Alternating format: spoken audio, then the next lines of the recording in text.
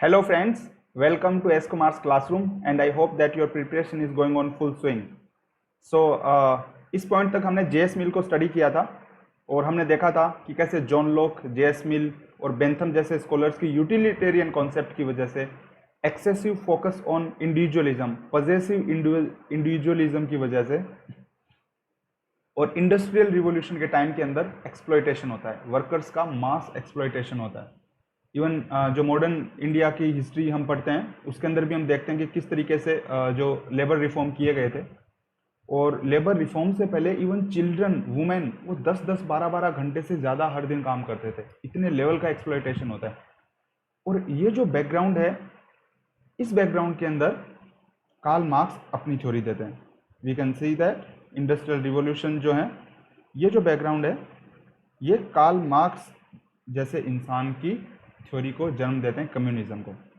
और इसके रीज़न होते हैं यूटिलिटेरियनिज्म, इंडिविजुअलिज्म एंड जो बुर्जुआ है, कैपिटलिस्ट क्लास को बुर्जुआ भी कहते हैं। उन्होंने पॉलिटिकल पावर भी क्या कर ली थी, एक्वायर कर ली थी। जैसा कि हम अभी भी देखते हैं कि भाई जिनके हाथ में मनी होता है वही पॉलिटिकल पावर भी एक्वायर करते हैं। More than 74% of our own parliamentarians are crorepati's.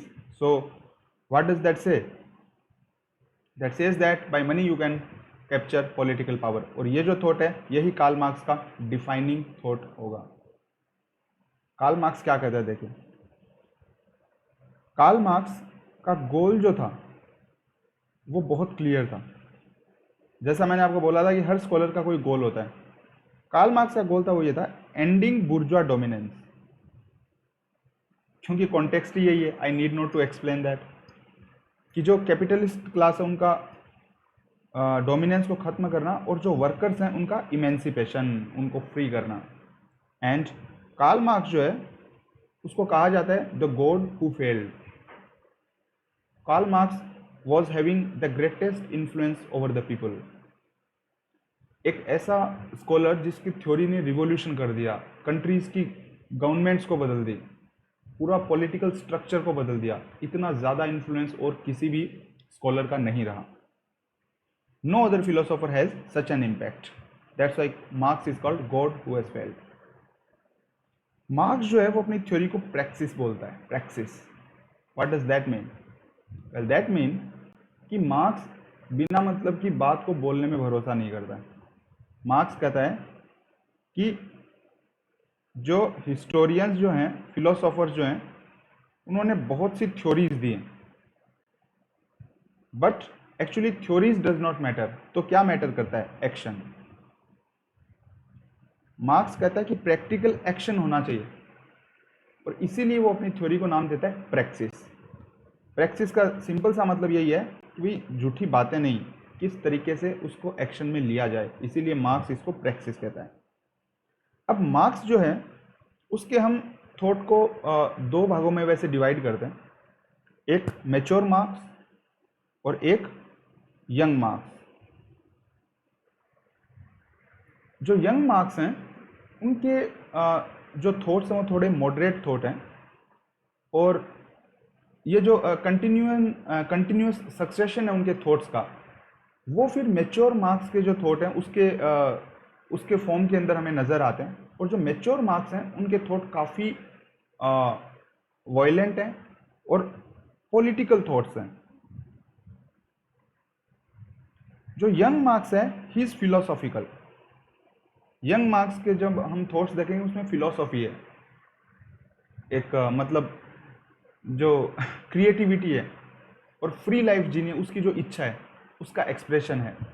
तो यंग मार्क्स एक फिलोसोफर की तरह सोच रहा है, बट मैच्योर मार्क्स जो है वो जब देखता है फिलोसॉफी से काम नहीं चलेगा तो किस तरीके से एक्शन करना है, that's what mature Marx is. Now let us see. तो जो मार्क्स है, सबसे पहले हम मैच्योर मार्क्स का जो व्यूज है वो पढ़ेंगे। तो मार्क्स कॉन्सेप्ट देता है हिस्टोरिकल मटेरियलिज्म। इसका क्या मतलब हुआ भाई? मार्क्स कहता है कि जो हिस्ट्री है वो मतलब उसका इंटरप्रिटेशन मटेरियल होगा, आइडियलिस्टिक नहीं देता है। फॉर एग्जांपल, मार्क्स कहता है कि जो अर्लियर फिलोसोफर्स थे they were standing on their head. क्या वो अपने सर पे खड़े थे, पाँव पे नहीं खड़े थे? इसीलिए क्योंकि वो आइडियलिस्टिक बातें करते थे, आइडियाज की बात करते थे। For example the state is March of God, वो हम आगे देखेंगे भी कि वो हीगल की क्रिटिसिज्म करता है मार्क्स। हीगल जो है वो मतलब एक फाउंडेशनल फिगर होता है जो कैपिटलिस्ट बुर्जुआ क्लास होती है उनका। क्योंकि हीगल बोलता है कि state is March of God, और जो कैपिटलिस्ट क्लास होता है उनको यही तो चाहिए। क्या चाहिए कैपिटलिस्ट क्लास को? कि भाई एक स्ट्रॉन्ग स्टेट हो जो कि हमारे इंटरेस्ट को प्रोटेक्ट करे। उनकी थ्योरी को कौन प्रोटेक्ट करेगा? हीगल करेगा ना, क्योंकि हीगल बोल रहा है state is March of God. तो मार्क्स है वो हीगल को क्रिटिसाइज करता है। अब देखो यहाँ पे एक बात आपको देखना है, नोटिस करना है कि अब कैपिटलिस्ट क्लास को खत्म करना है मार्क्स को। तो मार्क्स का सिर्फ एक गोल है। क्या गोल है? जो कुछ भी कैपिटलिस्ट क्लास करेगी मार्क्स उसका विरोध करेगा, बस सीधी सी बात है। इस चीज को ध्यान में रखो, कार्ल मार्क्स अच्छे से समझ में आ जाएगा आप लोगों को। एक जो भी फिलोसोफर है उसका गोल ध्यान में रखो, it will be very easy. So Karl Marx उस बंदे को पकड़ता है जो कैपिटलिस्ट का सबसे स्ट्रॉन्ग फिलोसोफर होता है, वो होता है हीगल। कार्ल मार्क्स बोला मैं हीगल की हड्डियां तोड़ दूंगा, तो बात खत्म हो जाएगी सारी की सारी। ये कैपिटलिस्ट हैं, इनकी थ्योरी खत्म कर दूंगा मैं पूरा। तो कार्ल मार्क्स कहता है कि भाई ये जो मार्च ऑफ गॉड और ये जो आइडियलिस्टिक बातें कर रहा है ना हीगल, ऐसा कुछ नहीं है। जो हिस्ट्री है that is history of class and class struggle. और जो मार्क्स है वो इकोनॉमिक इंटरप्रिटेशन देता है हिस्ट्री का। इकोनॉमिक इंटरप्रिटेशन का मतलब मार्क्स कहता है कि भाई हमेशा दो तरीके के लोग हुए हैं। दो तरीके के लोग, कौन से दो तरीके के लोग हुए हैं? एक हुए हैव्स और दूसरा हैव नॉट्स। मतलब एक वो लोग जिनके पास के सारे रिसोर्सेज हैं हैव, और एक वो लोग जिनके पास कोई रिसोर्स नहीं है हैव नॉट। तो मार्क्स कहता है कि हिस्ट्री कोई आइडियल वाइडियल नहीं है। जो हिस्ट्री ऑफ द हिथरटो सोसाइटी है, जितना भी सोसाइटीज रही हैं उनकी हिस्ट्री सिंपल यही है, क्लास स्ट्रगल। जिनके पास कुछ नहीं है वो स्ट्रगल करते हैं, जिनके पास है उनके साथ। इसीलिए इकोनॉमिक जो स्ट्रक्चर है, क्योंकि इकोनॉमी सब कुछ है ना मार्क्स के लिए, तो मार्क्स कहता है इकोनॉमिक स्ट्रक्चर है वो बेसिक स्ट्रक्चर है। भैया पैसा बाप है, मार्क्स का ये कहना है कि जिसके पास पैसा है उसके पास सब कुछ है, और जिसके पास पैसा नहीं है उसके पास कुछ भी नहीं है। इसीलिए मार्क्स के मॉडल को कहा जाता है बेस सुपर स्ट्रक्चर मॉडल। क्या मतलब हुआ बेस सुपर स्ट्रक्चर मॉडल का? इसका मतलब ये हुआ, मार्क्स कहता है कि भाई जो इकोनॉमिक स्ट्रक्चर है वो बेसिक स्ट्रक्चर है। अब बाकी जो भी स्ट्रक्चर हैं वो किसके ऊपर रिलाई कर रही हैं? इकोनॉमिक स्ट्रक्चर के ऊपर। भले ही आपका स्टेट हो, भले ही आपकी सोसाइटी हो, ये सब क्या है? मार्क्स का कहना है बस ये कुछ है नहीं एक्चुअल के अंदर। ये बुर्जुआ जो है कैपिटलिस्ट क्लास है वो ही उन्हीं के क्या हैं? उन्हीं के एजेंट्स हैं। ये मार्क्स ने स्टेट को एजेंट ऑफ कैपिटलिस्ट क्लास बोला, और इसीलिए उसने बेस सुपर स्ट्रक्चर बोला। मार्क्स ने कहा यार ये सब सुपर स्ट्रक्चर है, इसका कोई मतलब नहीं है। जो इकोनॉमिक स्ट्रक्चर है वही बेसिक स्ट्रक्चर है, बाकी सब बकवास। जिसके पास पैसा उसके पास सब कुछ। और मार्क्स जो होता है वो अपनी जो थ्योरी होता है उसको क्या बोलता है? Scientific socialism. मार्क्स कहता है कि तुम जो बातें कर रहे थे ना वो सब ऐसे ही हवा में बातें थी। हीगल जो है वो क्या कर रहा है? He is standing on his head not on legs. Okay, so मैं क्या करूँगा? वो पागल थे तो मैं साइंटिफिक थ्योरी दूंगा, है ना। और ये क्या है? ये सब कहने के वर्ड हैं बड़े बड़े, कुछ नहीं है। उसको गलत साबित करना है और कोई मतलब नहीं है मार्क्स को। कोई साइंटिफिक वाइंटिफिक नहीं है कार्ल मार्क्स। दूसरों को गलत करने के लिए जो बोलना है बोलेगा वो बंदा, और बोलेगा कि भाई मैं सही हूँ देखो। और वर्कर्स बेचारे एक्सप्लॉइटेड थे, तो अब मार्क्स जो भी बोलेगा वो मानेंगे उस बात को। सीधी सी बात है ये। वो साइंटिफिक बोले, वो नॉन साइंटिफिक बोले, कोई मतलब नहीं है। तो मार्क्स कहता है कि भाई साइंटिफिक सोशलिज्म लानी पड़ेगी, है ना। सोशलिस्ट स्टेट की वो क्या करता है? कल्पना करता है मार्क्स। और सोशलिस्ट स्टेट का क्या मतलब होता है? सिंपल सा एक फंडे, इसको याद रखो, डिक्टेटरशिप ऑफ प्रोलिटेरिएट। कि जो प्रोलिटेरिएट है ये क्या होता है? वर्कर्स को बोलते हैं। ये वर्कर क्लास है उसको प्रोलिटेरिएट बोलते हैं। Worker class is called proletariat. तो डिक्टेटरशिप ऑफ प्रोलिटेरिएट। अभी किसकी डिक्टेटरशिप है? Dictatorship of बुर्जुआ। मार्क्स उसको डिक्टेटरशिप ऑफ प्रोलिटेरिएट के अंदर कन्वर्ट करना चाहता है। और इसके लिए फिर मार्क्स क्या कॉन्सेप्ट देता है? भाई ठीक है, डिक्टेटरशिप लानी है प्रोलेटेरिएट की, कैसे लाओगे? तो मार्क्स कहता है भाई इसके लिए तुम्हें रिवॉल्यूशन करना पड़ेगा, और रिवॉल्यूशन भी कैसा? वायलेंट, मारो काटो खत्म कर दो कैपिटलिस्ट क्लास को। और मार्क्स का एक फेमस स्टेटमेंट है, there is no birth without blood, there is no birth without blood. अगर कोई नई चीज को जन्म लेना है तो डेफिनेटली ब्लड शेड करना पड़ेगा, मार्क्स कह रहा है। और ये जो ऑर्थोडॉक्स मार्क्सिज्म है, मेच्योर मार्क्स है, इसकी जो मार्क्सिज्म है क्या है? Orthodox Marxism. मार्क्स कहता है कि सबसे पहले तो तुम सोशलिज्म लाओ, सबसे पहले सोशलिज्म आएगी, किस तरीके से आएगी? वायलेंट रिवॉल्यूशन के थ्रू। बट यहाँ पे खत्म नहीं होना है ना। मार्क्स का कहना ये नहीं है कि भाई अब पहले तो जो थे कैपिटलिस्ट क्लास है वो डिक्टेटर थे, और अब जो वर्कर्स हैं वो डिक्टेटर बन जाए, नहीं। मार्क्स कहता है ये सिर्फ क्या है? इंटरमीडिएरी स्टेज है। सोशलिज्म क्या है? सिर्फ एक इंटरमीडिएट स्टेज है, बीच की स्टेज। तो फिर भाई अल्टीमेटली क्या चाहते हो तुम, ये बताओ। तो मार्क्स कहता है अल्टीमेटली मैं चाहता हूं कम्युनिज्म, जो कि स्टेटलेस सोसाइटी। ये गांधी के कॉन्सेप्ट से, जो महात्मा गांधी थे उनके कॉन्सेप्ट से मैच होता है। ये 2020 का प्रीलिम्स था, उसका भी क्वेश्चन था ये, कि गांधी और मार्क्स में क्या समानता है? Stateless society. दोनों क्या चाहते थे? Stateless society. यही गांधी और मार्क्स की समानता है, ठीक है। सो मार्क्स कहता है भाई सोशलिज्म आ गया, उसके बाद कम्युनिज्म आ जाएगा, और कम्युनिज्म में क्या होगा? जितनी भी पावर कैप्चर की है जो वर्कर्स हैं, प्रोलेटेरिएट डिक्टेटर बन गया। बट अब वो क्या करेगा? वॉलंटियरली सारे के सारे पावर्स को गिव अप कर देगा, और सोसाइटी स्टेटलेस होगी। सारे जो लोग होंगे वो सेल्फ रूल करेंगे, सारे लोग आइडियल स्टेज में रहेंगे, सारे लोग जो हैं खुश रहेंगे, क्रिएटिविटी के साथ रहेंगे। क्यों? क्योंकि मार्क्स का मानना है स्टेट जो है वो क्रिएटिविटी को मारता है। That is the concept of Karl Marx. But actually Marx दूसरों को क्रिटिसाइज कर रहा है कि भाई तुम आइडियलिस्ट हो, बट मैं क्या हूँ? साइंटिफिक हूँ, ये हूँ वो हूँ। बट एक्चुअली है क्यों? वो भी नहीं। क्यों? क्योंकि मार्क्स की थ्योरी से कभी भी एक्चुअल में कम्युनिज्म आई ही नहीं, बस बात करने को कम्युनिज्म आई। बात आके अटक कहाँ जाती है? सोशलिज्म पे ही अटक जाती है, क्योंकि किसी के पास भी पावर आ जाती है, वो पावर को छोड़ना नहीं चाहता है कभी भी। ये इस दुनिया की रियलिटी है। इसलिए हम देख सकते हैं कि कैसे सारे के सारे थिंकर्स, जो उनकी ऑडियंस है, उसको बस क्या कर रहे हैं? चीट कर रहे हैं। सारे थिंकर्स वो ऑडियंस को देखते हैं कि भाई लोग क्या सुनना चाहते हैं, वो वैसा सुनाते हैं, और बस लोग बोलते हैं कि ये हमारा भगवान है। So now let us see briefly the concept of alienation of young Marx. Marx कहता है, यंग मार्क्स जो था वो कहता है, ये जो यंग मार्क्स ने थ्योरी दी थी concept of alienation, this was given in economic and philosophic manuscript. Economic and philosophic manuscripts, economic and philosophic manuscripts, ये सब चीज़ें याद रखना है, बुक्स का नाम वगैरह। जो यंग मार्क्स की थ्योरी थी एलिनेशन, इसलिए तो यंग मार्क्स का कहना था कि जो कैपिटलिज्म है ना, ये क्रिएटिविटी को मार देता है। क्यों मार देता है? क्योंकि इंसान को किस तरीके से ट्रीट करता है? ऑब्जेक्टिफाई करता है, ऑब्जेक्टिफाई। क्योंकि जो बुर्जुआ क्लास थी, कैपिटलिस्ट क्लास थी, वो कैसे देखते थे? वो इंसान को इंसान की तरह नहीं देखते थे, वो बस ये देखते थे कि ये मशीन की तरह है, इसको यूज ले लो, जितना ज़्यादा हो सके इससे आउटपुट ले लो, दैट्स इट। उनको और कोई मतलब नहीं था। तो इसलिए मार्क्स कहता है कि भाई ये कैपिटलिज्म क्रिएटिविटी को मार दे रहा है, और ये जो इंडिविजुअल है उसको क्या कर दे रहा है? एलिनेट कर दे रहा है। किस चीज़ से? सेल्फ से और सोसाइटी से।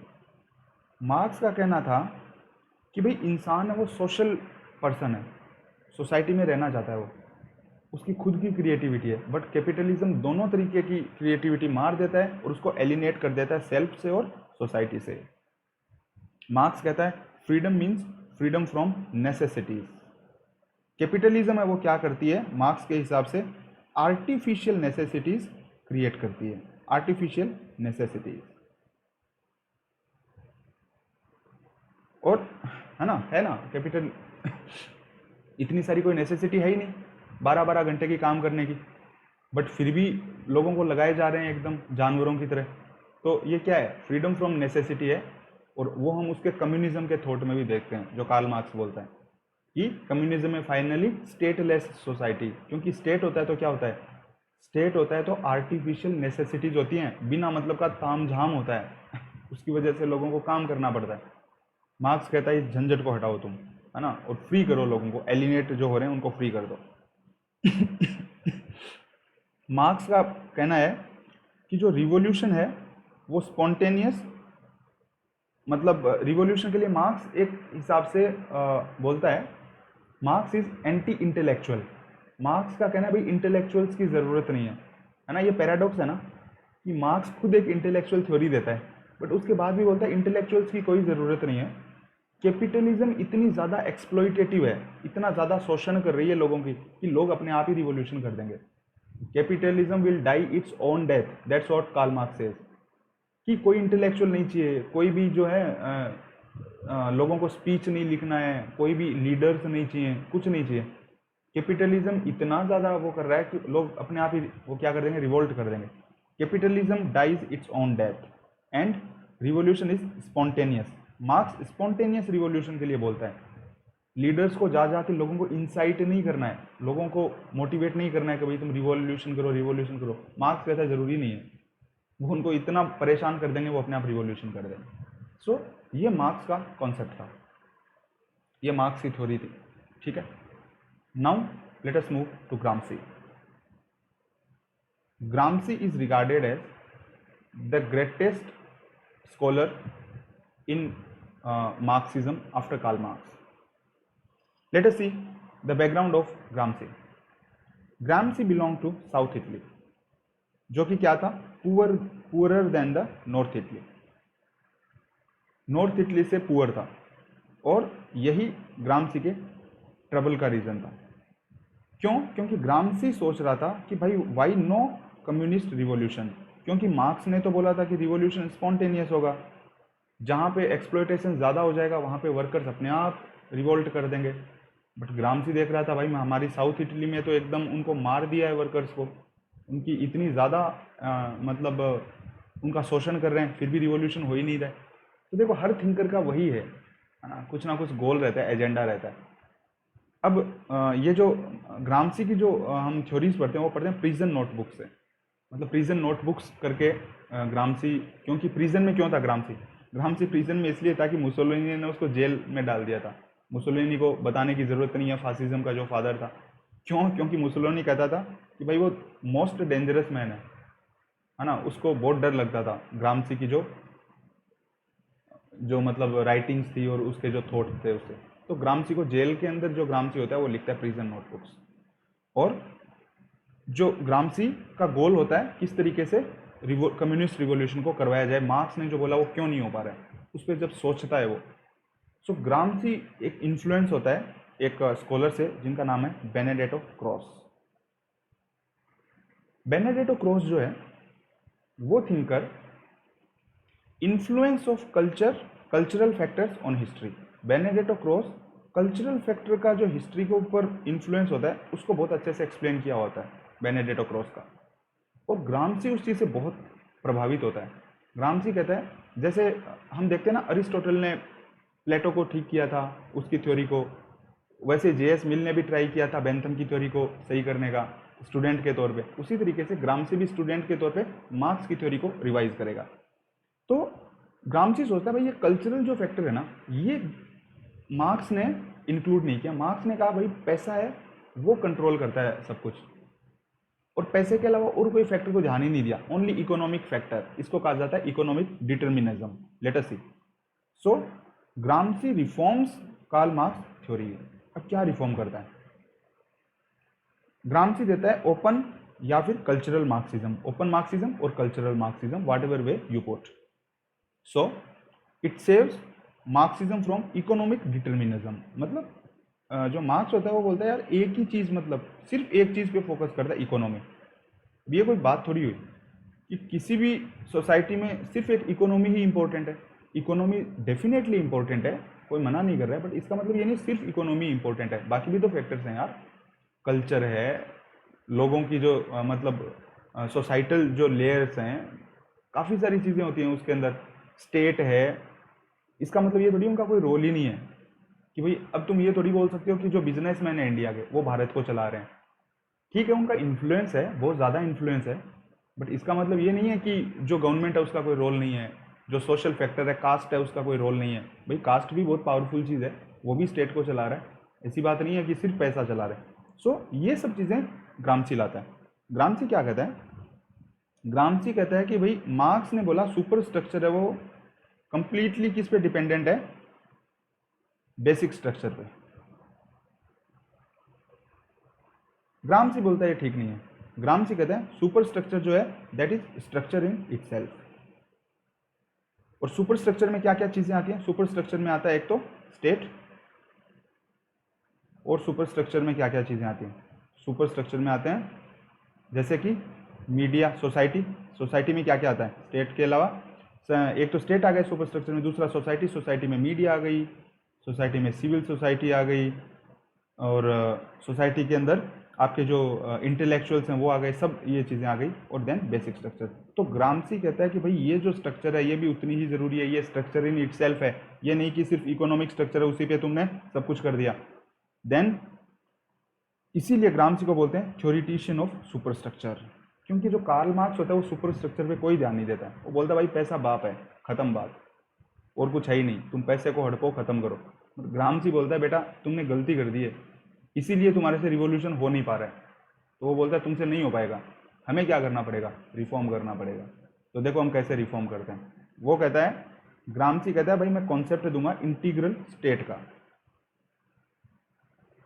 इंटीग्रल स्टेट का मैं दूंगा कॉन्सेप्ट। इसका मतलब जो स्टेट है, चर्च है, मीडिया है, सिविल सोसाइटी, ये सब है, ये भी क्या है? ये अपने आप के अंदर एक स्ट्रक्चर है, सुपर स्ट्रक्चर है।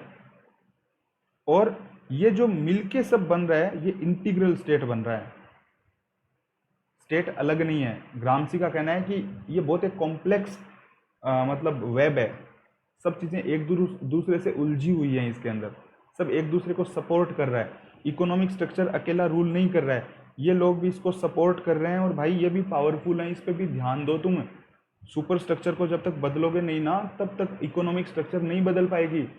तुम अकेले इकोनॉमिक स्ट्रक्चर पे ध्यान दे रहे हो यार, ऐसे ऐसे काम नहीं चलेगा। तो ग्रामसी क्या कहता है? ग्रामसी कहता है भाई मैं दूंगा कॉन्सेप्ट ऑफ हेजीमनी। अब ये हेजीमनी क्या है? हेजीमनी का काम आता है सिविल सोसाइटी में जो इंटेलेक्चुअल्स होते हैं। ग्रामसी कहता है कि ये जो इंटेलेक्चुअल्स लोग हैं, ग्रामसी इंटेलेक्चुअल को दो भागों में बांटता है, एक ऑर्गेनिक इंटेलेक्चुअल, एक ट्रेडिशनल इंटेलेक्चुअल।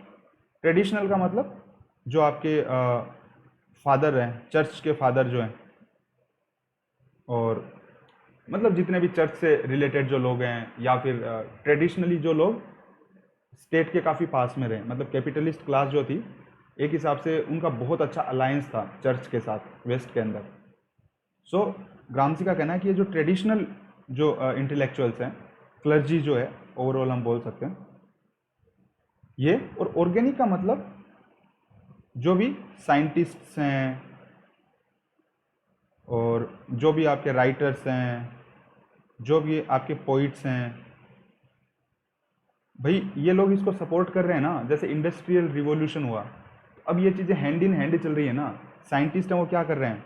साइंटिस्ट इसको प्रमोट कर रहे हैं ना। जेम्स वॉट ने ये बना दिया, उसने ये बना दिया, आर्कराइट ने ये बना दिया, है ना। तो साइंटिस्ट सपोर्ट कर रहे हैं ना, उनके बिना इकोनॉमी थोड़ी चलेगी, इंडस्ट्रियल रिवॉल्यूशन थोड़ी होगा। तो साइंटिस्ट भी सपोर्ट कर रहे हैं। फिर राइटर्स हैं वो न्यूज़पेपर में एकदम वाहवाही कर रहे हैं कि भाई इंडस्ट्रियल रिवॉल्यूशन की वजह से हमारा इतना पैसा आ रहा है हमारे ब्रिटेन के अंदर, हम इतने प्रोस्परस हो रहे हैं, ये हो रहे हैं, थ्योरीज दे रहे हैं, ड्रेन ऑफ वेल्थ की थ्योरी दे रहे हैं, ये थ्योरी दे रहे हैं, वो थ्योरी दे रहे हैं। इससे क्या हो रहा है? इससे जो आम आदमी जो है ना वो सोच रहा है भाई साहब क्या बढ़िया है ये। तो वो क्या हो रहा है? आम आदमी को कंसेंट को डेवलप कर रहे हैं। आम आदमी ये सोचने लग जाता है कि भाई ये लोग बड़े लोग हैं, बड़ी बड़ी बातें कर रहे हैं, जो कर रहे हैं सही कर रहे होंगे, है ना। और पोइट्स जैसे हैं वो बड़ी बड़ी कविताएं लिखते हैं, कवि सम्मेलन होते हैं ना, जैसे इंडस्ट्रियलिस्ट लोग हैं वो कवि सम्मेलन ऑर्गेनाइज करवा देंगे, उसी तरीके से पोइट्स हैं वो लिख रहे हैं इंडस्ट्रियल रिवॉल्यूशन, इन सब चीज़ों के बारे में। तो ये सब मिलके क्या कर रहे हैं? हेजीमनी क्रिएट कर रहे हैं। अब हेजीमनी क्या होता है, इसको let us understand. It's a very very important concept, very very very very important concept. Gramsci का जो हेजीमनी का कॉन्सेप्ट है वो बहुत ज़्यादा इंपॉर्टेंट कॉन्सेप्ट है। ग्रामसी क्या कहता है कि हेजीमनी और डोमिनेंस है वो दो अलग अलग चीज़ें। कैसे अलग है? क्योंकि डोमिनेंस जो होता है वो नेकेड पावर होता है, मतलब सर पे बंदूक रख के मैं जो काम कर रहा हूँ वो डोमिनेंस है। मेरे पास पावर है, मैं सजा दूंगा, थप्पड़ मारूंगा, ये काम करना है ना। माँ बाप बच्चे को थप्पड़ मारते हैं, वो क्या है? वो डोमिनेंस है। लेकिन माँ बाप बच्चे को इस हिसाब से कन्विंस करते हैं कोई भी काम करने के लिए, उसको पावर दिखाते नहीं है, उसको जूते नहीं मारते हैं। अगर माँ बाप कुछ ऐसा बाहर से मतलब होता है ना कि भाई उस बच्चे का कोई आइडियल है, मान लो टीचर, अब माँ बाप क्या करेंगे? उस टीचर से कहलवाते हैं। माँ बाप टीचर को कहते हैं कि भाई हमारे बच्चा जो है पढ़ नहीं रहा है, आप थोड़ा मोटिवेट कर दो। माँ बाप को पता है कि वो बच्चा उस टीचर से बहुत ज़्यादा इंस्पायर्ड है, और वो टीचर बोलेगा बच्चे को, बेटा तुम पढ़ोगे तो तुम्हारे ये फ़ायदे होंगे, वो होंगे। अब बच्चा मान जाता है। ये क्या है? ये हेजिमनी है। आप जो है वो रूल कर रहे हो बाय कंसेंट, उसकी मर्जी से रूल कर रहे हो। तो अब ये इंटेलेक्चुअल लोग हैं, ये सब क्या करते हैं? ऑर्गेनिक जो इंटेलेक्चुअल हैं, ट्रेडिशनल इंटेलेक्चुअल है, क्या करते हैं? ये हेजिमनी क्रिएट करते हैं। जो स्टेट है ना, जो रूल कर रहा है अपने को, उसके फेवर के अंदर लोगों को, आम जनता जो है, आम लोगों के मन में क्या बिठाते हैं कि भाई ये जो रूलर्स हैं ये सही काम कर रहे हैं। ठीक है, इंडस्ट्रियलिस्ट जो लोग हैं, इनका सबका क्या नेक्सस है? ग्रामसी का ये कहना है कि जो मतलब चर्च के अंदर जो लोग हैं वो भी क्या कर रहे हैं, जो लोग मास, उनके पास मास प्रेयर्स हो रही हैं, जिसमें भी लोग जा रहे हैं उसमें वो बढ़ाई कर रहे हैं उन लोगों की। साइंटिस्ट है वो भी बढ़ाई कर रहे हैं कि भाई इंडस्ट्रियल रिवोल्यूशन से फायदा हो रहा है, सब बढ़ाई कर रहे हैं। तो आम आदमी पागल है भाई, आम आदमी सोचता है ये सब कह रहे हैं तो सही कह रहे हैं, तो वो उसको मजा आता है अपना एक्सप्लॉयटेशन करवाने में। ये ग्रामसी का कहना है कि आम आदमी को कुछ पता नहीं लगता, वो अंधा होके चल रहा है बस। इसलिए ग्रामसी जो है वो बोलता है कि सीधा इकोनॉमिक रिवॉल्यूशन नहीं होगा। कार्ल मार्क्स का कहना है कि भाई इकोनॉमिक स्ट्रक्चर है, तुम मार धाड़ करके और जो इकोनॉमिक स्ट्रक्चर को हथिया लो। ग्रामसी कहता है ऐसे नहीं हथियाया जाएगा, क्योंकि जो एक्सप्लॉइट हो रहा है ना, उसको मज़ा आ रहा है एक्सप्लॉइट होने में, उसको लग रहा है ये ज़रूरी है, मैं एक्सप्लॉइट होऊंगा, उससे डेवलपमेंट हो रहा है, उसको मतलब अपना एक्सप्लॉइटेशन करवाने में खुशी आने लग गई है। ग्रामसी कह रहा है क्योंकि उसके माइंड को कैप्चर कर लिया, माइंड वॉश कर दिया उसका। किन लोगों ने? इन इंटेलेक्चुअल्स ने। ये इंटेलेक्चुअल्स कैसे हैं कि 15-15 घंटे काम करो तुम, उससे तुम्हें खुशी मिलेगी। वो बोलते हैं हाँ भाई साहब बहुत बढ़िया बोल रहे हैं, हमारी कंट्री का प्रोग्रेस होगा किस चीज़ से? हम 15 घंटे काम करेंगे। तो ग्रामसी कह रहा है गधा बना दिया तुम्हें इन लोगों ने, कुछ नहीं होता इससे। ग्रामसी कहता है कि तुम एक्सप्लॉइट हो रहे हो और कुछ नहीं हो रहा है, तो फिर क्या करें? सीधा इकोनॉमिक स्ट्रक्चर बदल नहीं सकते? कार्ल मार्क्स ने बोला वैसे। मार्क्स ने तो बोला भाई रिवोल्ट कर दो, मार धाड़ कर दो और कैप्चर कर लो। ग्रामसी बोलता है ऐसे नहीं होगा। इन लोगों का माइंड है, उसी को कैप्चर कर लिया, उनको वीक कर दिया, माइंड से ही मार दिया, किसी इंसान का दिमाग ही मार दिया, उसका मन ही तोड़ दिया, तो वो कैसे रिवोल्ट कर सकता है? तो इसके लिए ग्रामसी बोलता है कि भाई मार्क्स ने एक स्टेज रिवॉल्यूशन दिया था, वन स्टेज। कौन सा? सिंपल रिवॉल्यूशन, कि वर्कर्स एक्सप्लॉइट हो जाएंगे और स्पॉन्टेनियस रिवॉल्यूशन हो जाएगा। ग्रामसी कहता है नहीं होगा। ग्रामसी बोलता है 2 स्टेज रिवॉल्यूशन करना पड़ेगा। कौन सी 2 स्टेज है? पहली स्टेज ग्रामसी ने बोला काउंटर हेजिमनी क्रिएट करनी पड़ेगी तुम्हें। इन इंटेलेक्चुअल्स ने क्या क्रिएट की? हेजिमनी। अब इन इंटेलेक्चुअल्स ने हेजिमनी की, तो मार्क्स क्या बोल रहा है, सॉरी ग्रामसी क्या बोल रहा है? इस हेजिमनी की काउंटर हेजिमनी तुम्हें तैयार करनी पड़ेगी मेरे भाई। वार ऑफ पोजीशन बोलता है वो इसको, ग्रामसी कहता है। इसका सबसे अच्छा एग्जाम्पल क्या है? गांधीयन मूवमेंट। गांधीयन मूवमेंट इसका सबसे अच्छा एग्जाम्पल है। गांधी ने सबसे पहले क्या किया? नॉन कोऑपरेशन, सिविल डिसओबीडियंस, ये सब क्या था? अंग्रेजों के खिलाफ एक धधकती हुई आग जला दी गांधी ने लोगों के दिल के अंदर। पहले लोग क्या थे? जो मॉडरेट्स जो थे वो तो बोलते थे भाई साहब बहुत बढ़िया काम कर रहे हैं अंग्रेज लोग। सबसे अच्छा एग्जाम्पल है हेजिमनी का, इंडियन मॉडरेट्स। इंडियन मॉडरेट्स कहते भाई बढ़िया है, अंग्रेज जो है हमें विकास कर रहे हैं, हमारा बहुत भला कर रहे हैं ये बेचारे लोग। तो वो हेजिमनी थी, है ना। लोगों को मजा आ रहा था अपना एक्सप्लॉयटेशन करवाने में। खुद ही की संपत्ति को अंग्रेज बाहर ले जा रहे हैं, वो बोल रहे हैं भाई साहब कितना बढ़िया काम कर रहे हो तुम। गांधी ने क्या किया? गांधी ने सबसे पहले दिमाग को चेंज किया लोगों को, कि बेटा तुम्हें मार रहे हैं ये लोग और तुम जो है नाच रहे हो, खुश हो रहे हो।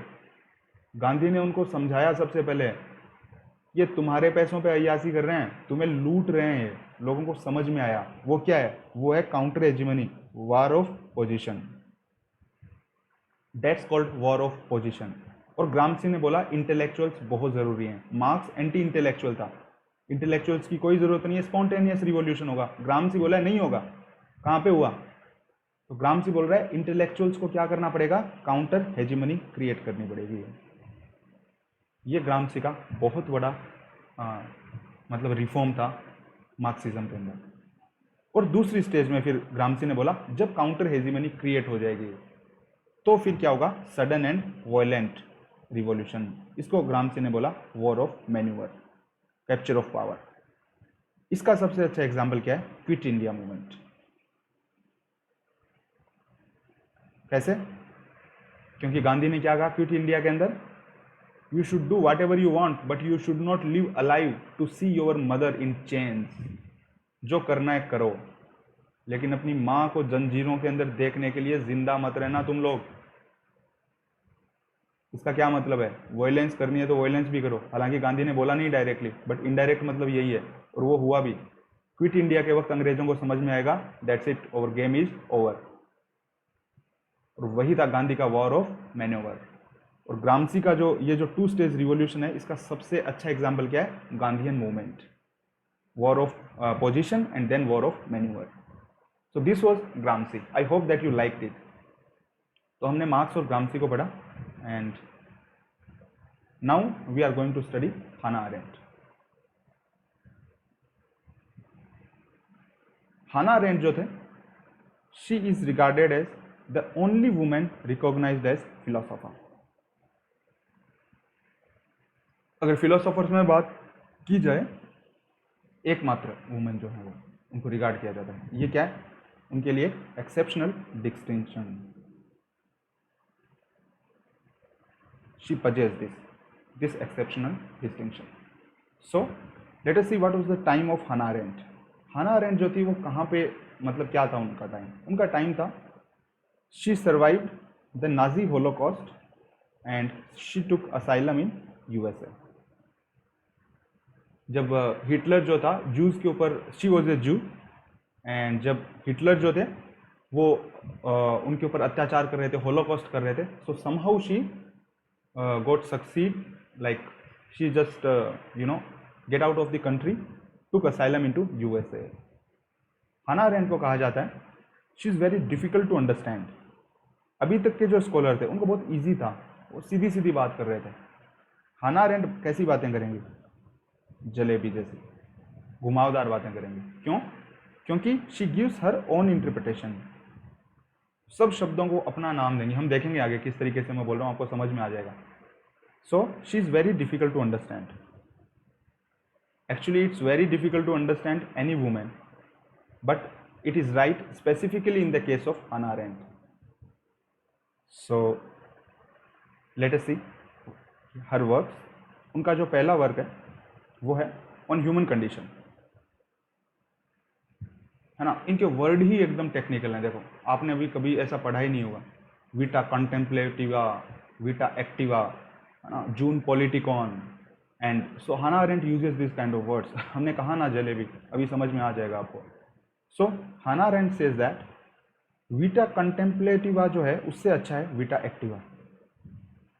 ठीक है, प्लेटो जो था वो रॉन्ग था। समझ में नहीं आ रहा ना? अरे भाई कुछ नहीं है, सिंपल है। इसका मतलब है कि बैठ के सोचने से अच्छा है कुछ काम करो।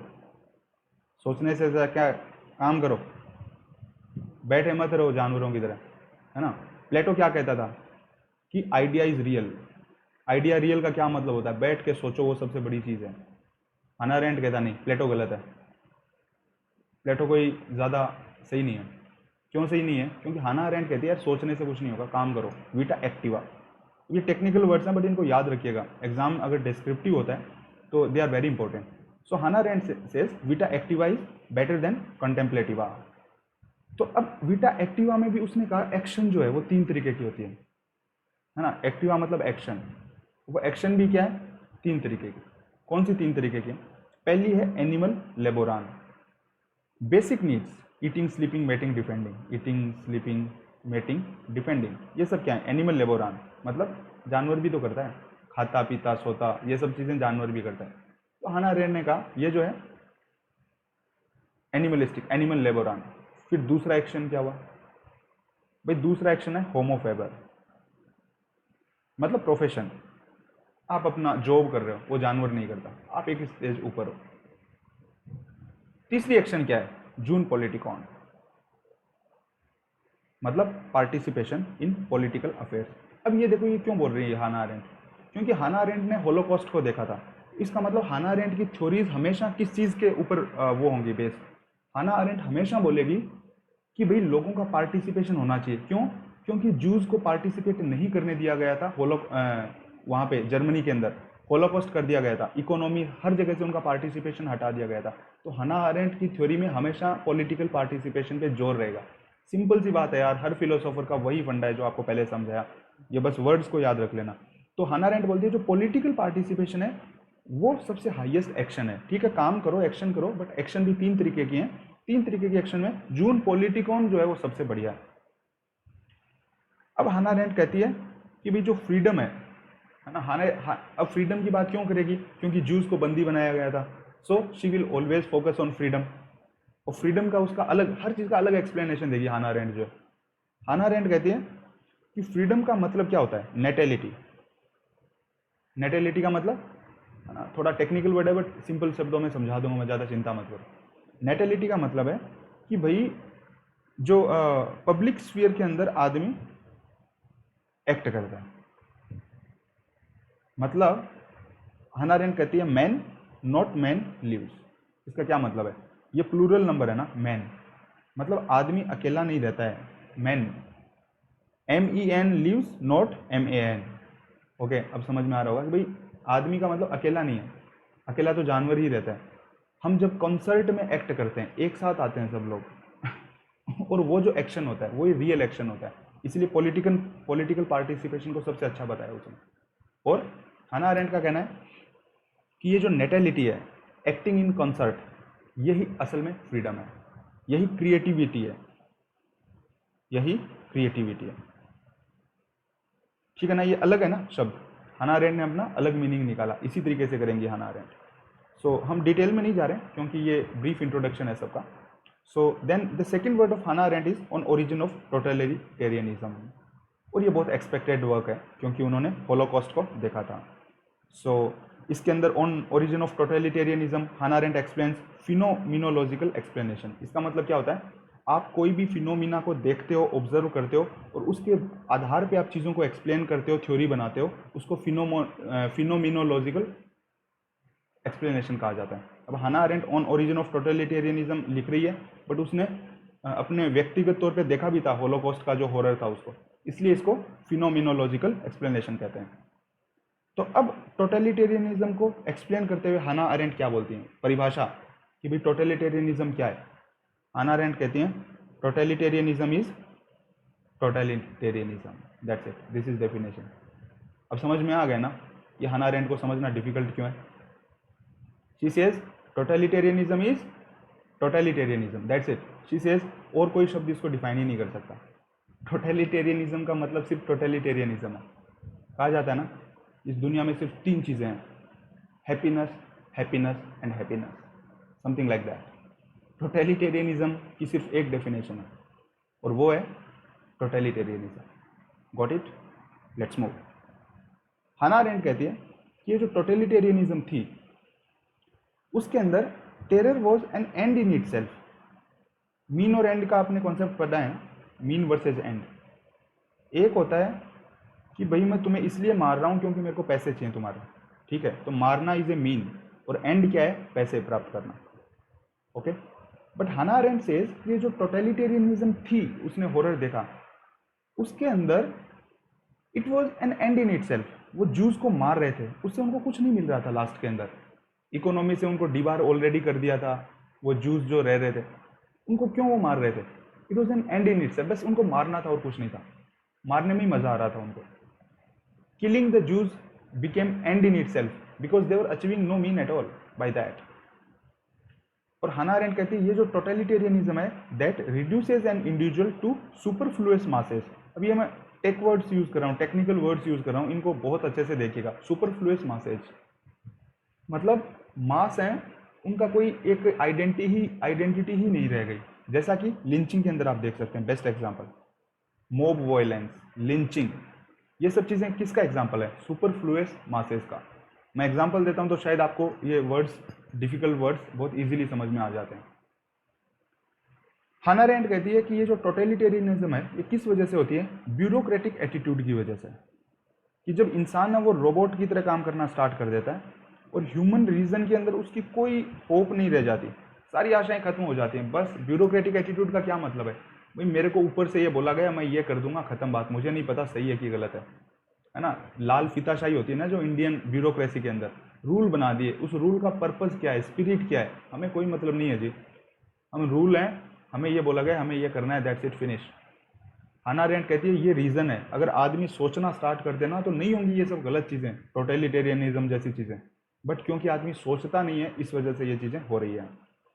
और हाना अरेंट कहती है कि this totalitarianism is colossal wickedness that defies the common sense.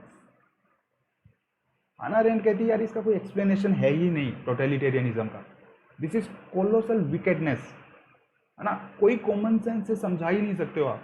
चोर है, वो मार रहा है किसी को, समझा सकते हो आप कि यार उसको पैसा चाहिए था, उसने मार दिया, कोई रीज़न है ना। कोई रीज़न से कोई आदमी किसी को मार रहा है तो पता लगता है, बिना ही मतलब सिर्फ एक रूल, मैंने किसी को बोला कि भाई तुम उसको मार दो। अब अगर आपका वो एनिमी आपने मार दिया तो कोई रीज़न है, वो क्यों मारा? बस आपके बॉस ने बोला उसको मार दो, आपने गोली चला दी, मार दिया, खत्म। इसका क्या एक्सप्लेनेशन है?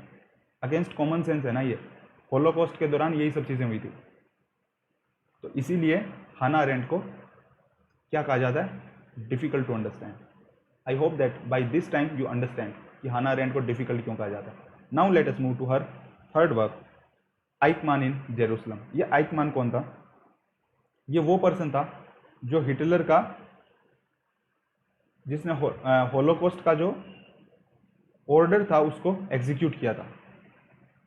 आइकमान था, मतलब वो जो पर्सन जो होता है ना, सुप्रीम, जो साइन करता है फाइनली उन लोगों को भेजना है मारने से पहले जूस को कंसंट्रेशन कैंप्स के अंदर, तो इसको कैप्चर कर लिया जाता है। हिटलर तो सुसाइड कर लेता है सेकेंड वर्ल्ड वॉर के बाद में, ठीक है, बट ये जो आइकमान जो है इसको पकड़ लिया जाता है, ठीक है। अब पकड़ लिया जाता है तो इसका क्या चलता है? जेरूसलम के अंदर इसका ट्रायल चलता है कोर्ट के अंदर। हाना अरेंट उस ट्रायल के अंदर जाती है, देखती है उसको, है ना, उस ट्रायल को ऑब्जर्व करती है हाना अरेंट जेरूसलम के अंदर। और वो जो वहाँ से थ्योरी आती है इस एक्सपीरियंस से, उसको बुक लिखती है आइकमान इन जेरूसलम। इसमें एक बहुत अच्छा कॉन्सेप्ट देती है हाना अरेंट का, सबसे जो one of the most prominent concept is banality of evil. मतलब इविल क्या बन जाए? बैनल बन जाए। अब बैनल का क्या मतलब होता है? New normal. जैसे कहा जाए कि भाई इंसानों का मांस खाना एक आदत बन गई, बैनल हो गया, मतलब ये हो गया कि कोई सोसाइटी है, मान लो वो आदमियों को मार के खाते हैं, क्योंकि साधारण है वो, मतलब आपको लगेगा ये अजीब है, वो बोले यार हमारे यहाँ पे ऐसा ही होता है, उसको क्या बोला जाएगा? बैनलिटी ऑफ इविल। कि जो इविल है वो क्या बन गया? नॉर्मल बन गया, ठीक है ना। इसी तरीके से हाना अरेंट क्या कहती है कि ये जो इविल है, मतलब यहाँ पे आइकमान जो है, इसको ही तो इविल बोला गया ना, इसी ने तो फाइनल साइन सिग्नेचर किए थे उन डॉक्यूमेंट्स पे कि कंसंट्रेशन कैंप में भेज दो। तो हाना अरेंट कहती है यार ये जो आइकमान, ये जो बंदा है ना, इसका कोई पर्सनल जूस के साथ कोई भी वो नहीं था, मतलब कोई पंगा नहीं था, कोई हेटरेट नहीं था, कुछ नहीं था, ये बस एक एटीट्यूड था। ये जो इविल जो था ये कल्चर का पार्ट हो गया था, मतलब एक मास कल्चर बन गई थी। और पीपुल जो है उन्होंने क्या किया? क्रिटिकल थिंकिंग करने का पावर ही खो दिया, इमेजिनेटिव पावर खो दिया। वो क्या बन गए? Unthinking systemic character. मतलब ये मशीन है ना, इसके डिफरेंट डिफरेंट पार्ट मान लो, ये एक मशीन के अंदर ये डिफरेंट पार्ट्स हैं, ठीक है। होती है ना एक मशीन, ये यहाँ से ये इधर पार्ट हो गया, उधर पार्ट हो गया, डिफरेंट मशीन के अंदर ही हो गया, बस। तो इन पार्ट्स में और इंसान में कोई अंतर है ना। जैसे गवर्नमेंट की भी एक मशीनरी है, ब्यूरोक्रेसी है, भाई सब लोग काम कर रहे हैं, क्लर्क है, जो भी हैं, आईएएस हैं, जो लोग हैं, ये एक पार्ट है वैसे एक मशीनरी का, बड़ी मशीनरी का। बट अगर ये भी इन्हीं की तरह काम करने लग जाएं, इम्पर्सनल एकदम, अब किसी आईएएस को किसी ने ऑर्डर दे दिया एमएलए ने कि भाई उसको ठोक दो, तो आईएएस जो है बोले कि ठीक है एमएलए मेरा बॉस है, उसने बोला मैं ठोक दूंगा उसको, ये खत्म। तो उसको क्या बोलोगे आप? आईएएस को कुछ पता भी नहीं, उसने मार दिया, ऐसा थोड़ी होता, नहीं हो सकता ना। It's an hypothetical situation, but actually it's not hypothetical. That's what exactly happened in Germany during second world war. It's not hypothetical. Hannah Arendt कहती है ये जो आयुष्मान जो है इसका कोई भी दुश्मनी नहीं है जूस के साथ। इसने सिर्फ क्यों किया ये इविल? सिर्फ इसलिए किया क्योंकि ये क्रिटिकल थिंकिंग को लूज कर गया, सोचने की क्षमता को खो दी इसने, इमेजिनेटिव पावर को खो दिया इसने, और ये बस अनथिंकिंग सिस्टमिक कैरेक्टर बन गया। जैसा बॉस ने बोला वैसा एग्जीक्यूट कर दो, दैट्स इट। और यही इसलिए क्या हो गया, ये बस एक एटीट्यूड है। हाना अरेंड कहती है इविल अपने आप में एक एटीट्यूड हो गया, मतलब मारना है, जूस को मारना है, दैट्स इट। इसका कोई लॉजिक नहीं है, क्यों मारना है, कैसे मारना है, वो भी इंसान है कि नहीं, उसको दर्द हो रहा है कि नहीं है, नहीं, इन सब चीज़ों का कोई मतलब नहीं है। बस जू है, उसको मारना है, दैट्स इट, यही कल्चर है। इसीलिए उसने बोला ये क्या है, banality of evil, evil normal हो गया। No personal hatred, just a bureaucrat, that's it. Boss ने बोला करप्शन करो, करप्शन कर दिया, ये क्या है, बैनलिटी ऑफ इविल। जो रॉइट्स होते हैं वो क्या है, बैनलिटी ऑफ इविल कि इंसान को मार दिया। फाइनली हाना अरेंड का जो कॉन्सेप्ट है वो है ऑन रिवॉल्यूशन। हाना अरेंड कहती है कि revolution is equal to natality.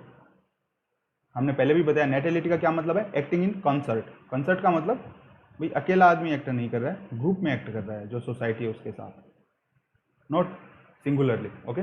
And natality हो स्टेज ऑफ प्लूरलिटी के अंदर ही अचीव कर सकते हो, अकेला नहीं, एक कमरे में बैठा हुआ आदमी नहीं। आप सोसाइटी में जाते हो, वहीं पे क्या होता है, वही रियल आपका फ्रीडम है। वहां पे आप क्या करोगे, जून पॉलिटिकॉन बनोगे। सबसे इंपॉर्टेंट एक्शन क्या बोला था हाना अरेंड ने, आपको याद होगा, जून पॉलिटिकॉन। और जून पॉलिटिकन क्यों बनोगे आप, क्योंकि आप पॉलिटिकल प्रोसेस में क्या करोगे, पार्टिसिपेशन। पॉलिटिकल प्रोसेस में पार्टिसिपेशन अकेले कर सकते हो कि लोगों के साथ कर सकते हो, बताओ बताओ जल्दी सोच के। कोई आदमी अकेला पॉलिटिकल प्रोसेस में डिबेट कर सकता है, नहीं कर सकता ना। तो पॉलिटिकल पार्टिसिपेशन के लिए आपको क्या होना पड़ेगा, acting in concert, and that is called natality. और ये जो नेटेलिटी है इसी को हाना अरेंड ने बोला रिवॉल्यूशन। आई होप मैंने सारे डॉट्स को कनेक्ट करके अच्छे से समझाने की कोशिश की है हाना अरेंड को ब्रीफ में, और मुझे पूरी आशा है कि आपको ये कॉन्सेप्ट बहुत अच्छे से समझ में आए होंगे कि कैसे जून पॉलिटिकॉन सबसे इंपॉर्टेंट बोला पहले हाना अरेंड ने, फिर बोला कि भाई जून पॉलिटिकन का मतलब पॉलिटिकल प्रोसेस है। अगर पॉलिटिकल प्रोसेस है तो वो अकेले में एक्ट नहीं कर सकते, एक्टिंग इन कंसर्ट होगा। एक्टिंग इन कंसर्ट है, वही आपकी नेटेलिटी है, और उस नेटेलिटी को ही हाना अरेंड ने रिवॉल्यूशन बोला है।